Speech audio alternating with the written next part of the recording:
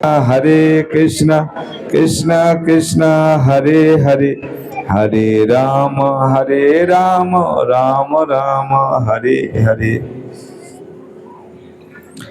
উপস্থিত সমস্ত ভক্ত মণ্ডলীর চরণে আমার অনন্ত কোটি দণ্ডবত প্রণাম। সকলকে অনেক ধন্যবাদ বাড়ির কাজকর্ম গুছিয়ে এখানে সাগ্রহে অপেক্ষা করার জন্য। আমি অনুরোধ করব দয়া করে যাদের যাদের মোবাইল আছে মোবাইলগুলো সাইলেন্ট করে দেবেন, মোবাইলগুলো সাইলেন্ট করে দেবেন। আর দয়া করে কেউ কথা বলবেন না। যদি আপনারা কথা বলেন তাহলে আপনারা যে এসছেন আমরাও এসছি দূর থেকে, সেই আশাটা ব্যর্থ হবে। আপনারা বাড়ির কাজ গুছিয়ে কষ্ট করে এখানে এসছেন, আমরাও এসছি।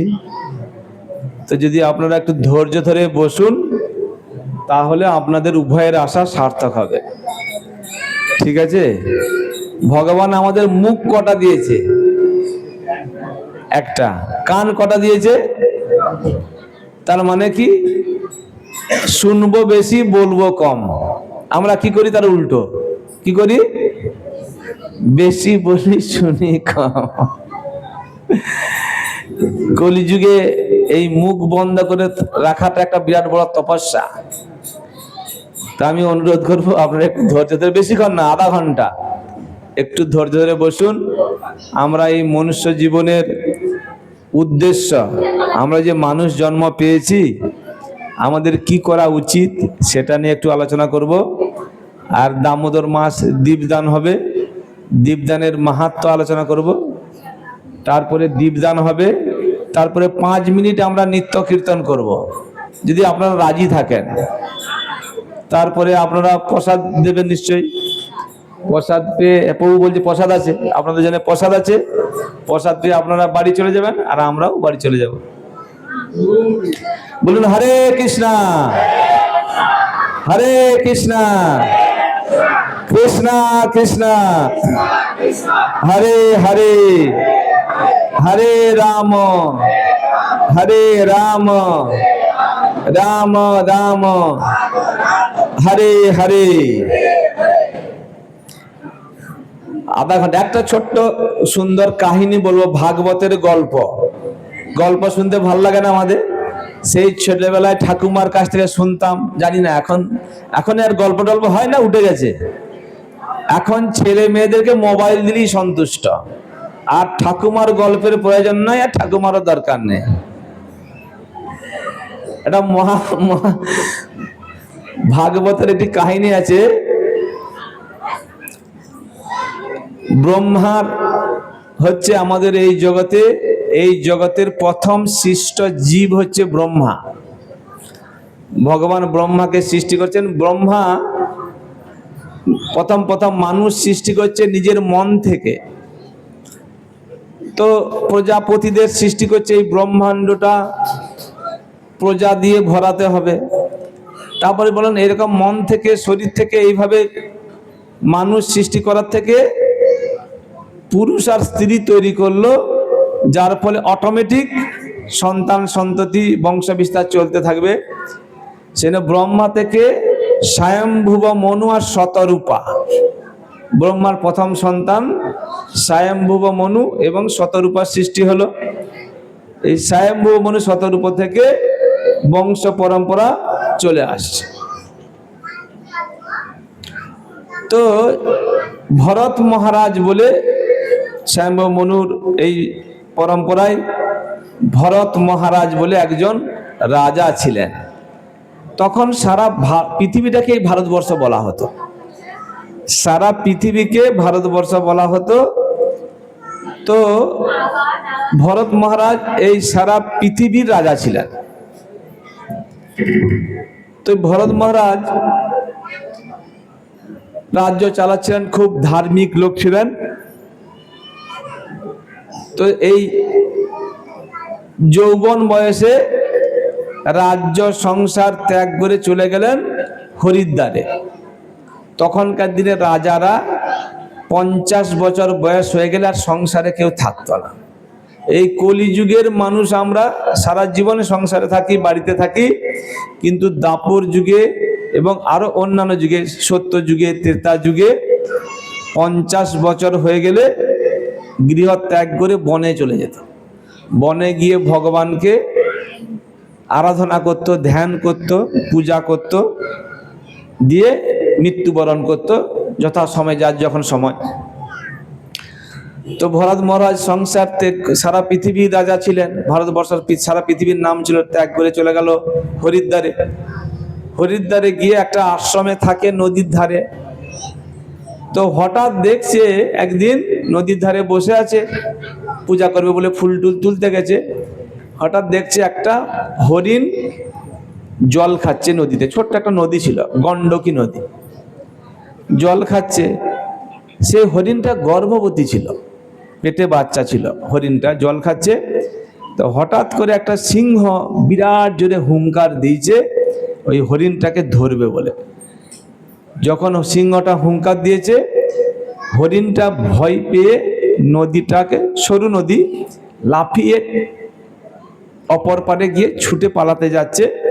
যখনই লাফ দিয়েছে, হরিণটার সন্তান প্রসব হয়ে গেছে এবং মা হরিণটা মারা গেল। বাচ্চা হরিণটা তখন এই জলের মধ্যে কষ্ট পাচ্ছে। ওই ভরত মহারাজ কি করলেন, এই বাচ্চাটাকে চোখের সামনে মরে যাচ্ছে, ওকে তুলে নিয়েছে।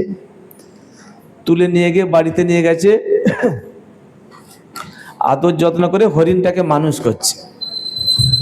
তো হরিণটাকে লালন পালন করতে করতে এত বেশি ভালোবাসা দিয়ে ফেলেছে, সব সময় 24 ঘন্টা হরিণটার কথা চিন্তা করে। যখন বসে থাকে ধ্যান করে, হরিণটা এসে কোলে উঠে যায়। যখন খেতে বসে, হরিণটা পাত থেকে খেতে আরম্ভ করে। তো সবসময় হরিণটার কথা, যখন ধ্যান করতে বসছে, ধ্যানে আর মন লাগছে না, হরিণটার কথা, এই বাচ্চারা কোথায় গেল, জঙ্গলে চলে যায়নি তো, বাঘে খেয়ে ফেলছে না তো, 24 ঘন্টা চিন্তা। তো একদিন হঠাৎ করে দেখছে হরিণটাকে আর খুঁজে পাচ্ছে না, সারা জঙ্গল খুঁজে বেড়াচ্ছে, খুঁজে পাচ্ছে না, খুঁজে পাচ্ছে না, খুব চিন্তা, কোথায় গেল, ওর মা নেই, এটা আমার সন্তানের মতো, আমি কত ভালোবাসি, ও আমাকে সবসময় আর পিছে পিছে থাকে, আমার কাছে কাছে থাকে। তো এরকম চিন্তা করতে করতে করতে সে শরীর ত্যাগ করলো, মারা গেল। তো এই ভরত মহারাজ এই যে হরিণের চিন্তা করতে করতে এত আসক্ত হয়ে গেল, পরের জীবনে তার হরিণ জন্ম হয়ে গেল। হরিণের কথা সবসময় চিন্তা করছে না, হরিণ জন্ম হয়ে গেছে। কিন্তু হরিণ জন্ম হওয়ার ফলে কি হবে, যেহেতু আগের জন্মে অনেক সাধন ভজন করেছে, ভগবানের সেবা করেছে, নাম করেছে, তার আফসোস হচ্ছে, পূর্ব জন্মের কথা মনে পড়ছে, যে আমি তো এরকম রাজা ছিলাম, আমি কর্মের ফলে আমার সাধন ভজনে শিথিলতা করে দিয়েছিলাম এবং এই হরিণের প্রতি আসক্ত হয়েছিলাম, সেই জন্য আমি হরিণ শরীর পেয়ে গেছি।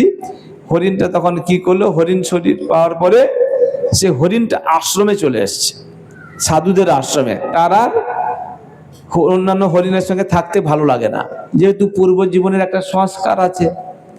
আশ্রমে থাকে, সাধুদের খেয়েটে যেটুকু দেয় সেটা খায়, আশ্রমে থাকে। তো থাকতে থাকতে তারপরে অনুশোচনা করে। ঠাকুর যখন ওরা কীর্তন করে, ভগবানের কথা বলে, চুপচাপ বসে হরিণটা শুনে। তো তারপরে হরিণটা যখন যথাসময়ে মৃত্যুবরণ করলো, তার পরের জন্মে হয়ে গেল জড় ভরত। সেও ভগবানের শুদ্ধ ভক্ত, যেহেতু সাধন ভজন করেছে, সে এরকম পাগলের মতো থাকতো, পাগলের মতো থাকতো, ইচ্ছা করে সবসময় ভগবানের চিন্তা করতো যে আমি যদি ভালো করে থাকি তাহলে লোকে আমাকে ডিস্টার্ব করবে, বিয়ে করতে বলবে, আমি বিয়ে করবো না, আমি সবসময় ভগবানের স্মরণ করব। তার এই জড় ভরতের বাবা মা মারা গেল, তার বিমাতার ভাই ছিল, সৎ ভাই, তারা ওকে যা বাসি পচা খাবার দিত খেত, সবসময় ভগবানের চিন্তা করতে খেয়ে নিত। এবং মাঠে ধান টান লাগিয়েছিল, সেগুলো পাহারা দিবার জন্য ওকে যা বলতো তাই করতো, তুমি এই মাঠে গিয়ে পাহারা দেবে, রাত্রেবেলায় ফসল যেন চুরি না হয়, কোনো পশু এসে যেন খেয়ে না নেয়। জড় ভরত মাঠে পাহারা দিচ্ছে, বেশি কথা বলে না, চুপচাপ থাকে। জড় ভরত মানে চুপচাপ থাকে, কারোর সঙ্গে কথা বলে না, সেই জন্য নামটা হচ্ছে জড় ভরত। তো মাঠে রাতে পাহারা দিচ্ছে, হঠাৎ করে একদল ডাকাত ছিল। ডাকাতের সর্দার এইরকম কার্তিক মাসে তার ইচ্ছা হয়েছে আমার পুত্র সন্তান লাগবে, সেই জন্যে কালী পূজা করব, কালী পূজাতে নরবলি দেব। সেই ডাকাত সর্দার একটা লোককে ধরে নিয়ে এসেছিল, তাকে একটা ঘরে আটকে রেখেছিল, পূজা হবে, বলি দেবে। হঠাৎ করে যাকে ধরে নিয়ে এসেছিল সে ঘর থেকে বেরিয়ে পালিয়েছে। ডাকাত সর্দারের খুব চিন্তা হয়ে গেল, হায় হায় কি হবে, কোথায় গেল, খুঁজতে, আরেকটা লোক খুঁজতে হবে, আমি নরবলি দেবো, পূজার সময় হয়ে আসছে। খুঁজে খুঁজে মাঠে পেয়েছে, ওই জড়ভরত পাহারা দিচ্ছে, ওকে ধরেছে। এই একজনকে পেয়েছি, ধরে নিয়ে এসে ভালো করে স্নান টান করিয়েছে, তিলক করে দিয়েছে, মালা পরিয়েছে, নতুন কাপড় পরিয়েছে, ওকে খাইছে দাইছে, বলি দেবে ওকে। ও কিছু বলছে না, সবসময় ভগবানের চিন্তা করে, ওনার ইচ্ছা মনোভাব এরকম, আমাকে যদি রক্ষা করে আমাকে ভগবান রক্ষা করবে, আমি আর কিছু প্রচেষ্টা করব না। ওই জড়ভরতকে ওই বলি দেওয়ার জন্যে কালী পূজা শুরু হয়ে গেছে। গলাটা সে কাঠের মধ্যে ঢুকিয়েছে যেখানে বলি দেওয়া হয়, বলি দিতে যাবে। সেই সময় ওই কালী মূর্তি হঠাৎ করে ফেটে গেল, কালী মূর্তি মা চলে এলো সামনে। সামনে এসে ওই যে খড়গ দিয়ে জড়ভরতকে কাটতে যাচ্ছিল, ওই ডাকাত দলের একজন পুরোহিত ছিল, সেই খড়গ নিয়ে সমস্ত ওষুধদেরকে কেটে দিল। ভাগবতের কাহিনী এটা। তো বলা হচ্ছে মা কালী, যেহেতু এই জড়ভরত একজন শুদ্ধ ভক্ত, বিষ্ণু ভক্ত ছিল, এই যে বিষ্ণু ভক্তকে এইভাবে হত্যা করতে চাইছে, মা কালী সেটা অত্যন্ত অসন্তুষ্ট হয়েছে। কারণ সমস্ত দেবী দেবতা, মা কালী, মা দুর্গা, শিব ঠাকুর, সকলেরই ইষ্ট দেবতা হচ্ছে ভগবান কৃষ্ণ। আমরা অনেক সময় মনে করি মা দুর্গা, মা কালী, শিব ঠাকুর ওদের উপরে আর কেউ নেই, ওরাই ভগবান। না, এটা ভুল ধারণা আমাদের। তো মা দুর্গা, মা কালী, শিব ঠাকুর সকলেই ভগবান কৃষ্ণের নির্দেশে সেবা করে। তো এই জন্য আমাদের আচার্যরা বলছেন, একেলা ঈশ্বর কৃষ্ণ আর সব ভিত্ত, যারে জইছে নাচাই সে তৈছে করে নিত্য। যাকে যেমন নাচাবে আমরা সেইভাবে নাচি। তো এই জড়ভরতের কাহিনী থেকে দুটো শিক্ষা হচ্ছে, মা কালী, মা দুর্গা, ওনারা ভগবানের যারা ভক্ত তাদেরকে ভালোবাসে, তাদের কোনো কেউ অত্যাচার করে, তাদেরকে অসুবিধা করে, সেটা ওনারা অসন্তুষ্ট হন, একটা শিক্ষা। আর একটা শিক্ষা পাওয়া গেল যে আমরা মৃত্যুর সময় আমরা যা চিন্তা করব, যেরকম মনোভাব থাকবে, পরবর্তীকালে আমাদের সেরকম জন্ম হবে। আমাদের শরীরে কারা কারা মনে করেন আমাদের মৃত্যু হবে, হাত তুলুন। আমাদের মৃত্যু হবে কারা কারা মনে করেন, হাত তুলুন দেখি। অনেকে আছে ভাবছেন মৃত্যু হবে না।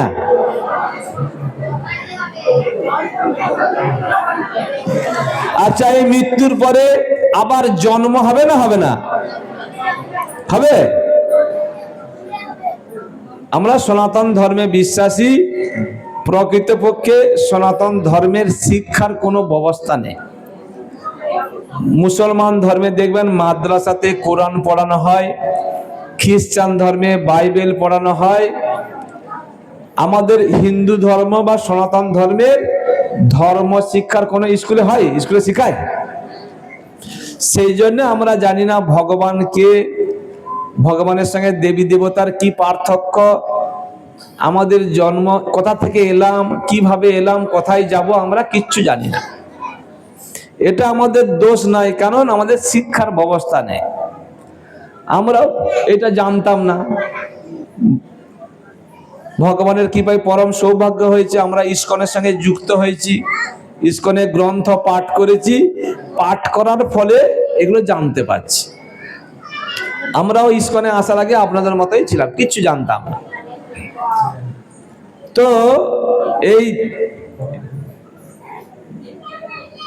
ধর্মের শাস্ত্রে বলা হচ্ছে ঈশ্বর পরম কৃষ্ণ সচিদানন্দ বিগ্রহ, অনাদির আদি গোবিন্দ সর্ব কারণ কারণ। বিভিন্ন দেবী দেবতারা ঈশ্বর, কিন্তু পরম ঈশ্বর হচ্ছে কৃষ্ণ। ভগবান কৃষ্ণ ভগবদ গীতায় বলছেন, মত্ত পরতরং নামনত, আমার থেকে শ্রেষ্ঠ কেউ নেই। অহম সর্বস্ব প্রভব, আমার থেকে সবকিছু সৃষ্টি হয়েছে। মত্ত সর্বং প্রবর্ততে, আমি সবকিছুর উৎস। কোন দেবী দেবতা এই কথা কোনো জায়গায় বলেনি যে আমার থেকে সবকিছু সৃষ্টি হয়েছে, আমার থেকে শ্রেষ্ঠ কেউ নেই। এটা কেউ কোনোদিনও বলেনি, বলতে পারে না। দেবী দেবতারা হচ্ছে ভগবানের প্রিয়জন। এই জগৎ পরিচালনা করার জন্য তাদেরকে বিভিন্ন সেবার দায়িত্ব দিয়েছে। আমাদের যেমন একটা দেশ পরিচালনা করার জন্য একজন রাষ্ট্রপতি, প্রধানমন্ত্রী, খাদ্যমন্ত্রী, শিক্ষামন্ত্রী, স্বাস্থ্যমন্ত্রী থাকে, সেরকম এই জগৎকে পরিচালনা করার জন্য বিভিন্ন দায়িত্ব দিয়েছে। পবন দেব হচ্ছে বাতাসের দেবতা, বরুণ দেব জলের দেবতা, আলোক প্রদান করে সূর্যদেব, বিভিন্ন দেবী দেবতা। এই দেবী দেবতারা যারা আছেন সকলে ভগবানের নির্দেশে সেবা করে, নিজের ইচ্ছা মতো সেবা করতে পারে না।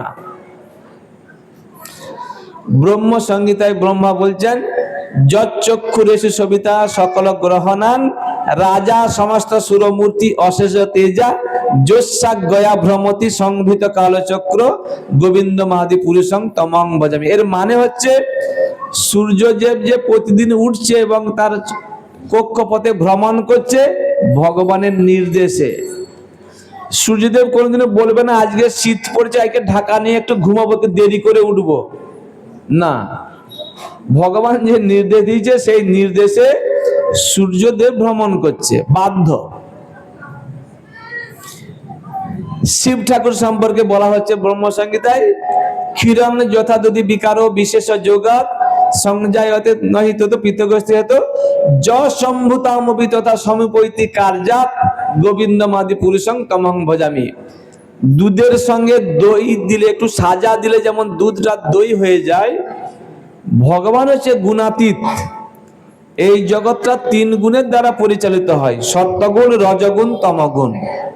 এই জগৎকে পরিচালনা করার জন্য স্বয়ং বিষ্ণু নিজেকে শিব রূপে পরিবর্তন করেছেন। ঠিক যেমন দুধ থেকে দই হয়ে যায় সাজা দিলে, বিষ্ণু এই জগৎকে পরিচালনা করেছেন, নিজের শিব রূপে নিজেকে পরিবর্তন করেছেন। আমরা দেখি শিব ঠাকুর চোখ বন্ধ করে ধ্যান করে, শিবের ছবিতে দেখেছি না ক্যালেন্ডারে, শিব ঠাকুর এরকম ধ্যান করছে, হাতে মালা আছে, জপ করছে না করে না? শিবের হাতে মালা আছে, তাহলে শিব ঠাকুর কার নাম জপ করে? কারণ শিব ঠাকুরও শঙ্কর্ষণের ধ্যান করে। শঙ্কর্ষণ হচ্ছে ভগবান কৃষ্ণের একটা রূপ, আর শিব ঠাকুর রাম নাম জপ করে। শিব ঠাকুর রাম নাম জপ করে। শিব ঠাকুর নিজে বলছেন পার্বতী মাতাকে, পদ্ম পুরাণে উল্লেখ আছে, আরাধনানাং সর্বেশাং বিষ্ণু আরাধনাং পরম। হে দেবী, সমস্ত আরাধনার মধ্যে বিষ্ণু আরাধনা হচ্ছে শ্রেষ্ঠ। তস্মাৎ পরতরং দেবী তদীয়নাং সমর্চনম, তার থেকে শ্রেষ্ঠ হচ্ছে বিষ্ণু ভক্তের আরাধনা করা। পদ্ম পুরাণে শিব ঠাকুর নিজে বলছেন। তো মা দুর্গা সম্পর্কে বলা হচ্ছে, সৃষ্টি স্থিতি প্রলয় সাধনা শক্তি রেখা ছায়েবজস্ব ভুবনানি বিভর্তি দুর্গা, ইচ্ছানুরূপম চেষ্টতে সা গোবিন্দমাদি পুরুষং তমহং ভজামি। এই জগতের যে সৃষ্টি স্থিতি প্রলয় হচ্ছে, যে মা দুর্গা যে করছেন, তিনি হচ্ছেন ভগবানের ছায়া স্বরূপা। ভগবান থেকে এসছে রাধারানী, রাধারানীর প্রকাশ হচ্ছে লক্ষ্মী দেবী, সেই লক্ষ্মী দেবী থেকে মা দুর্গা প্রকাশিত হয়েছে। ইচ্ছানুরূপম প্রিয়স্য যশ চেষ্টদশা, ভগবান যেমন